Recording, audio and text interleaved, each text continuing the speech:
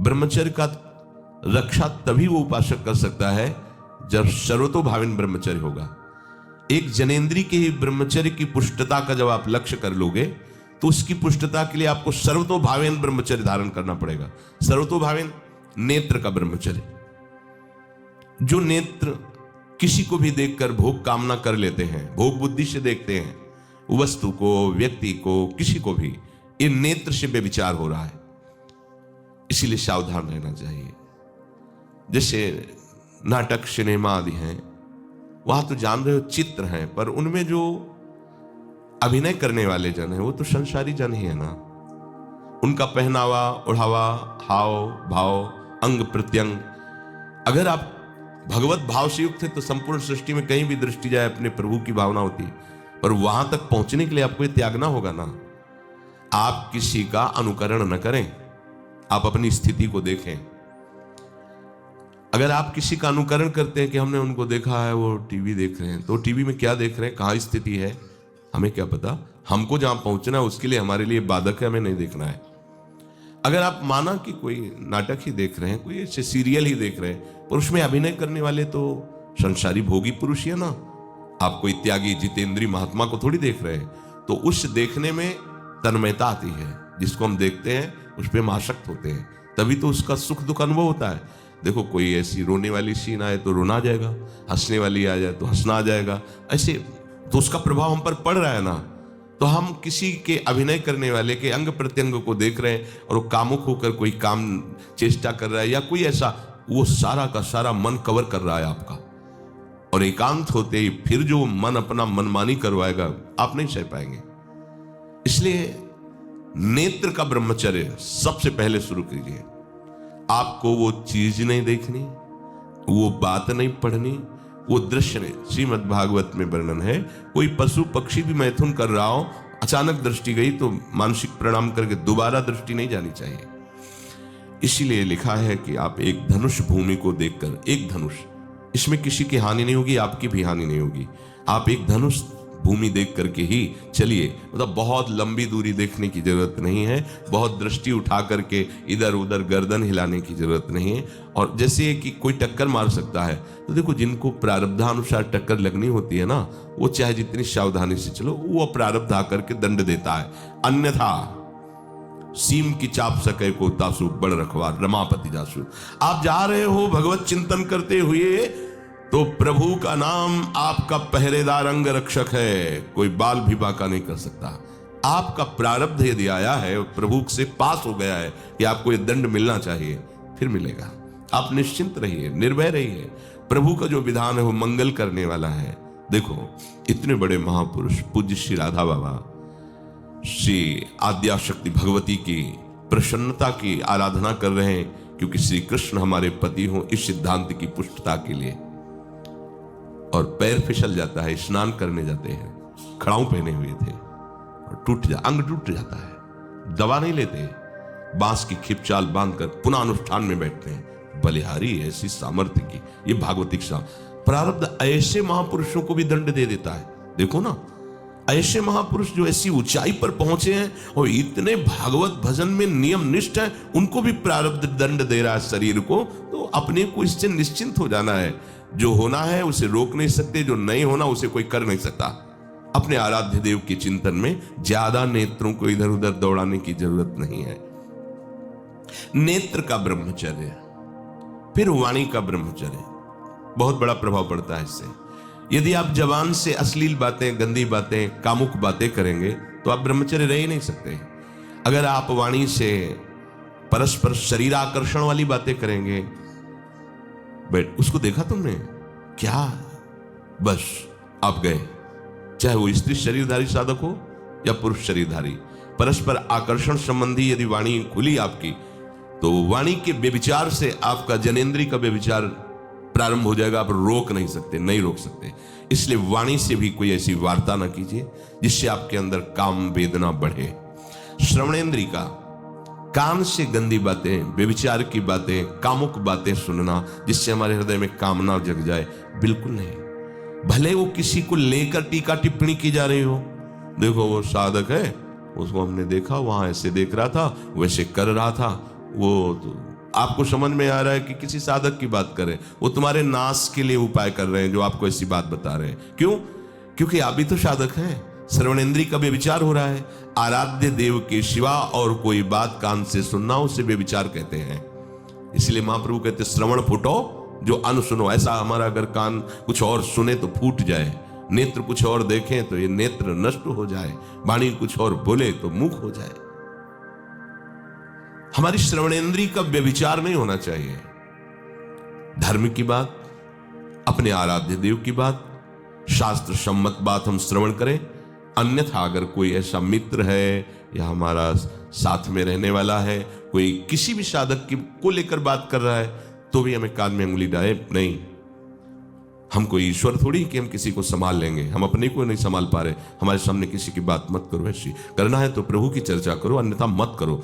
तो अगर आप श्रवणेन्द्रिय का ब्रह्मचर्य, वाकेंद्रिय का ब्रह्मचर्य, नेत्रेंद्रिय का ब्रह्मचर्य और त्वगेंद्रिय का ब्रह्मचर्य, अनावश्यक किसी को स्पर्श मत करो। परस्पर विरोधी शरीर को तो भूल कर मत करो। विरोधी शरीर जिससे हमारा पुरुष शरीर है, सामने स्त्री शरीर है, तो किसी भी तरह से सेवा के लिए संकेत करना या किसी भी सेवा के लेन देन में बचाव पक्ष में रहो। यहां रख दीजिए सामान, फिर आप उठा लीजिए। सीधे हाथ में सामान लेना नहीं, सीधे हाथ में सामान देना नहीं, जमीन में रख दीजिए। बहुत पवित्र है तो आप कुर्सी पे जो भी आसन उसका हाथ में लेने का नहीं। परस्पर विरोधी भाव वाले शरीरों का स्पर्श बिल्कुल निषेध है, किसी भी कारण से न किया जाए। मान लीजिएगा ये बहुत मतलब आवश्यक है। यदि आप इसमें चूक कर गए तो धीरे धीरे आप फिसल के वहीं खड़े हो जाएंगे जहां से चढ़ना मुश्किल है। किसी भी साधिका को, किसी भी साधक को परस्पर लेन देन हाथ में नहीं करना चाहिए। मानो हमारी बात, आपको माला देनी है, चौकी पे विराजमान करो, हम उठा लेंगे। हमें कोई सामग्री, ये सामान रखिए, आप उठा लीजिएगा। कभी भी कोई भी परस्पर मुस्कुराहट, बातचीत, ऐसे कोई इशारे यदि दिखाई दे तो आप बचो और उसको बचाओ। साधक है, साधिका है, उससे गलती हो सकती है, आपसे भी गलती हो सकती है। आप सत्संग सुनते हैं, आपको लगा कि इसकी मुस्कुराहट, इसकी कुछ चेष्टा ऐसी दिखाई दे रही है जो हमारे अंदर कामुकता पैदा कर सकती है, उसको भी बचाओ और स्वयं बचो तो भगवान आप पर प्रसन्न हो जाएंगे। वो देख रहे हैं अंदर की बात। साधक को बहुत सावधान रहने की आवश्यकता। ये इसको खिलवाड़ मत समझो, इसीलिए कह रहे हैं ये अध्यात्म है, ये परमार्थ है। आपको लगेगा नहीं कि क्या हुआ, मैं कहां भ्रष्ट हुआ, ऐसी जगह खड़े हो जाओगे कि जान भी नहीं पाओगे कि मैं कहां चढ़ रहा था। दोबारा उत्साह भी नहीं आ पाएगा। बात अच्छे से समझ लीजिए। तो हमारी त्वगेंद्री का व्यभिचार ना होने पावे, सहसा किसी का इस पर किसी की भी अगर सेवा करने का सौभाग्य मिले, फिर उसमें ये प्रश्न नहीं उठता। अगर कोई गिरा पड़ा है, भला ऐसी स्थिति में कि मुझे अत्यंत आवश्यक है उसे उठाना, अगर नहीं उठाते तो वो कष्ट पा रहा, अचानक कोई गिर जाए, फिर हम ये नहीं देखेंगे, फिर ये हम सूत्र नहीं स्वीकार करेंगे कि अब हम तो ब्रह्मचारी हैं, अब हम खड़े खड़े देख नहीं। उसको अत्यंत आवश्यकता है हमारी। अब उस समय हम भूल गए अपने आप को और उसको उठा करके अगर हमें अस्पताल ले जाना, अस्पताल ले जाएंगे, जरूरत है हम उसकी सेवा करेंगे। सावधान, वो भगवत भाव से की हुई सेवा तुम्हारे अंदर आध्यात्मिक शक्ति पैदा करेगी, काम भावना नहीं पैदा करेगी। हमारी माँ बीमार हो और हमें उसे पता चला कि शौच कर दिया है, हमें शौचाना पड़े, हमें उसका मल धोना पड़े, तो क्या हमें काम जागृत हो जाएगा? क्या मेरी माँ है। हमारी बुद्धि कभी ऐसी नहीं होगी। आपका पिता है, आप लड़की हो, कोई दूसरा रह नहीं गया और वो बीमार है, आपको ऐसी क्या काम जागृत हो जाएगा? क्या अगर ऐसी सेवा में काम जागृत होता तो कोई नर्स ही अस्पताल में नहीं होती। हर सेवा उसको करनी होती है, नर्स को, चाहे वो स्त्री शरीर हो चाहे पुरुष शरीर हो। परस्पर विरोधी शरीरों की सेवा पर कहीं काम थोड़ी जागृत होता, क्योंकि उसको अपने सेवा धर्म से मतलब है। तो ये सेवा के समय इस सूत्र को न देखा जाए, पर ध्यान रखें, अत्यंत आवश्यक जहां आपके सिवा नहीं हो सकता, वहां अगर हमें ऐसा अवसर मिलता है कि सेवा उसे हो सकती है तो हम पहले उसे प्रेरित करेंगे। और अगर ऐसा है कि अब कोई नहीं है, फिर हमारा परम धर्म जागृत हो जाता है परहित का। अगर हमारा कोई निंदा भी करे, कोई शरीर की भी हानि हो जाए, अब हम परवाह नहीं करते। परहित सरिस धर्म नहीं भाई, इससे बड़ा कोई धर्म नहीं है। पर ध्यान रखें, भगवान को साक्षी करके ये उस समय की बात है जहां बिल्कुल कोई अब गुंजाइश नहीं रह गई है। त्वगेंद्री को ऐसे सहसा किसी आप पुरुष शरीरधारी पुरुष को भी सहसा इससे आप में शक्ति जागृत होगी। यदि आप वाणी को मौन रखते हैं और भगवान नाम जप करते हैं और सत्य बोलते हैं तो आप जब कभी जो कुछ भी बोलेंगे वैसा ही सत्य होगा। गांधारी जी ने कोई तप नहीं किया था। जब सुना कि मेरा ब्याह धृतराष्ट्र से हो रहा है जो बाह्य नेत्र रहित है, उसी समय पट्टी बांध दी कि जब मेरा पति संसार को नहीं देख सकता तो मैं भी संसार को नहीं देखूं। जब मेरा पति मेरे रूप को नहीं देख सकता तो मैं भी किसी के रूप को नहीं देख, पट्टी बांध दी थी। जब महाभारत का युद्ध चल रहा था, बड़े बड़े वीरों को मार गिराया जा रहा था, गांधारी ने दुर्योधन से कहा, सुन, मुझे पता है कि भीम की गदा को तू झेल नहीं पाएगा, क्योंकि सबसे बड़ी बात भगवान का वरद हस्त उनके ऊपर है। दूसरी बात वो पवन पुत्र है, वो जब अपने आवेश में आ जाएगा तो तेरी सामर्थ्य नहीं कि उसकी गदा के प्रहार को तू सह सके, पर मैं तुझे शक्ति प्रदान करूंगी। मैं एक पतिव्रता हूं, आज तक कभी पति का वरण करने के बाद कुछ देखा नहीं है। मैं अपने नेत्रों की पट्टी खोलूंगी, तू नंग होकर मेरे सामने आ जाना। मेरी दृष्टि पड़ते ही वज्र का शरीर तेरा हो जाएगा। किसी की सामर्थ्य नहीं कि तेरे उस अंगों को तोड़ सके। भगवान सब कुछ जानने वाले हैं। भगवान भक्त पक्षपाती होते। भगवान का स्वभाव भक्त का पक्षपात लेना होता है। वो अपने महल से कॉरिडोर से जा रहा था गांधारी जी के पास, भगवान आ गए चट से, तो तुरंत उसने हाथ ऐसे लगा लिया, मुझे शर्म आनी चाहिए यार, तो हस्तिनापुर के सम्राट पद पर अभिषिक्त होने के लिए तैयारी कर रहा है, नंगे घूम रहा है गली में। उसने कहा, गली में नहीं, मां के सामने जा रहा है। अरे कोई बच्चा है, ऐसे जाया जाता है मां के साथ? उसने कहा, मां ने कहा है कि हम पट्टी खोलकर तुम्हें देख लेंगे तो तुम्हारा शरीर वज्र का।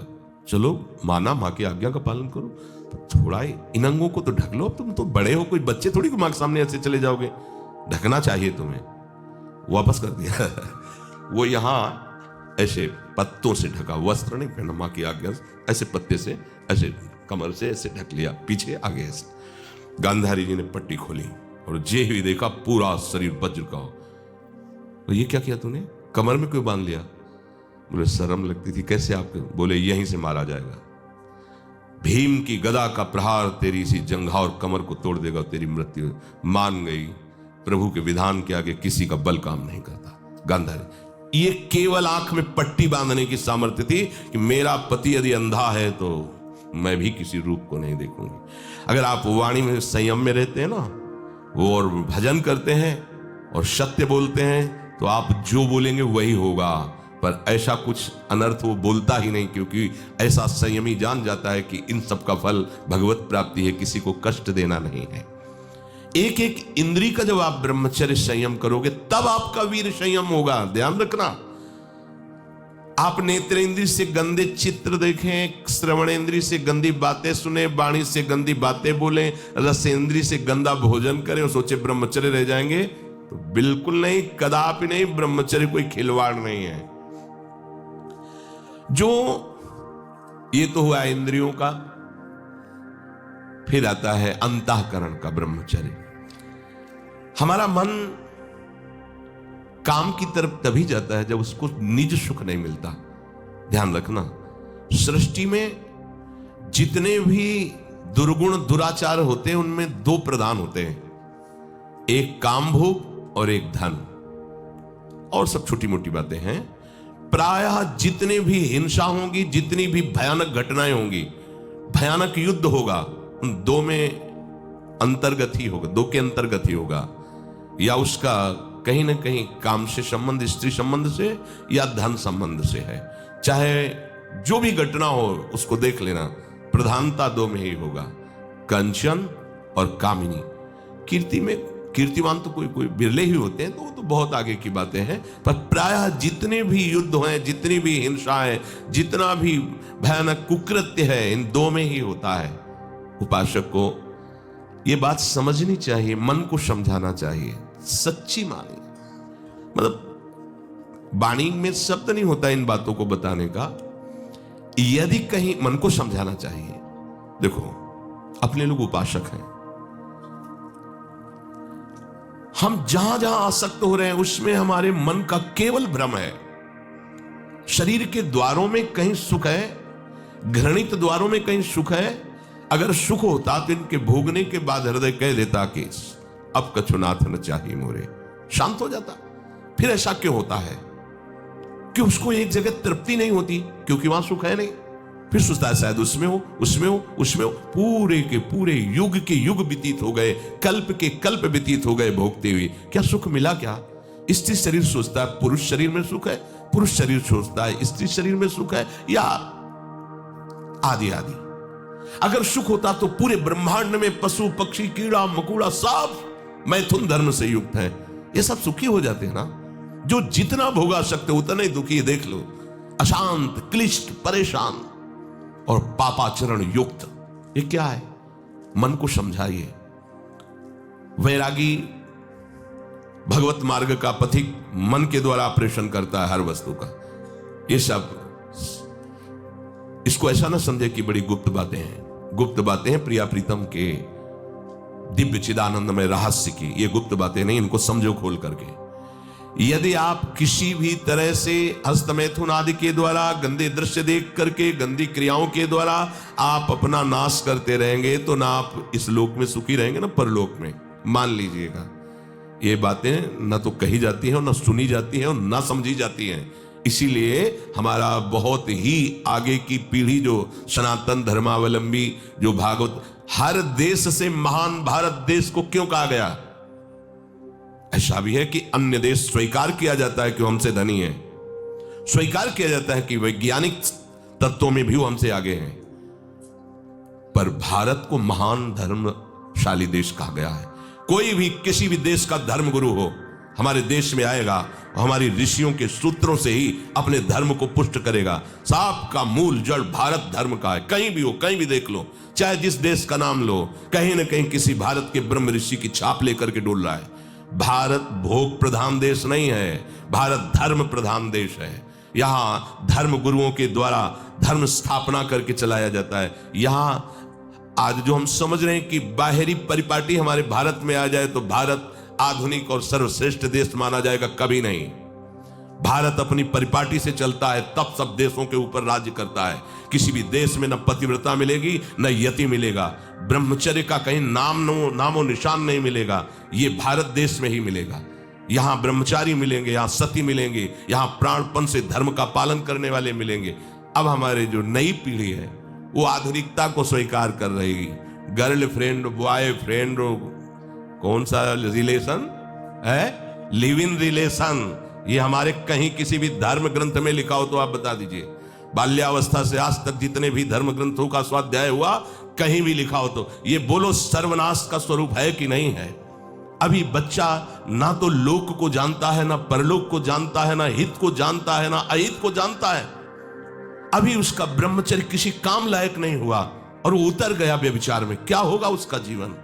क्या होगा जीवन? चाहे वो स्त्री स्वरूप में चाहे पुरुष स्वरूप में हो, क्या बिना संयम के ये पशुता के व्यवहार से किसी की ना लौकिक उन्नति होती है ना परमार्थिक उन्नति होती है? पर कौन सुनेगा?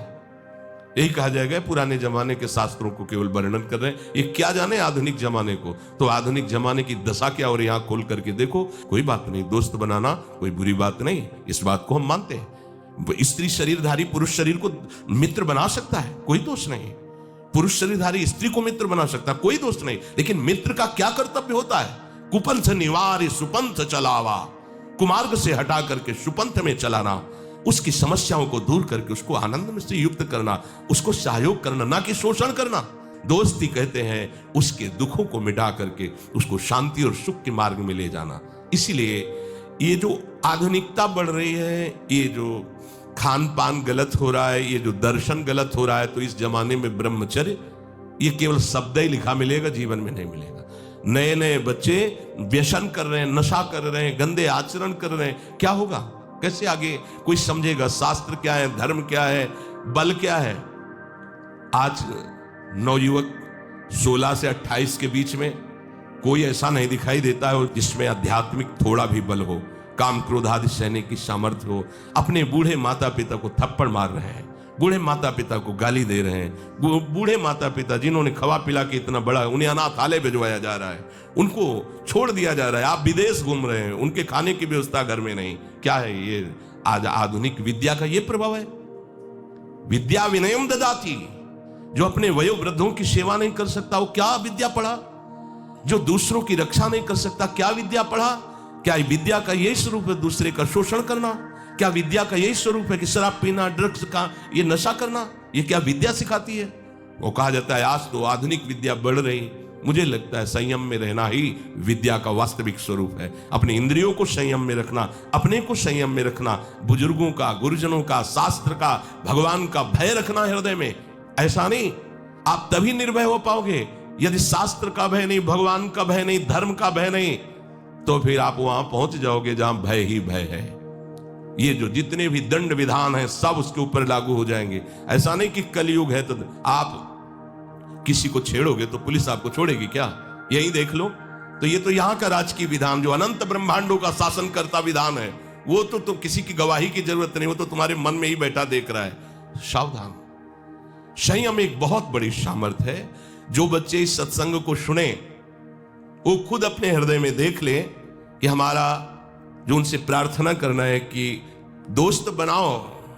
हम निषेध नहीं करते, हम भी पढ़े, स्कूलों में पढ़े, बच्चे बच्चियां सब एक साथ स्कूल में बैठते हैं। क्या हमारे 4 बहनें हों और हम उनके बीच में रहते हो तो हमें काम सताएगा क्या?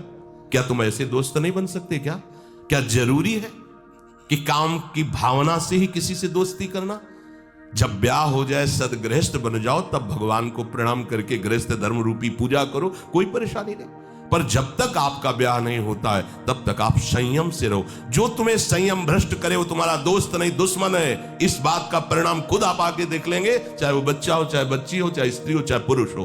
दोस्त वही है जो हमारे संयम को पुष्ट करे। संयम भ्रष्ट कर दे उसे दुश्मन कहते हैं। जो हमारे भागवतिक मार्ग को नष्ट कर दे, जो हमारी पवित्रता को नष्ट कर दे, जो हमारे संयम को नष्ट कर दे, वो दोस्त कैसे हो सकता है? वो हमारा फ्रेंड कैसे हो सकता है? बहुत सावधानी की जरूरत है। ये बाहरी देशों की बातें हमारे देश में नहीं चल पाएंगी।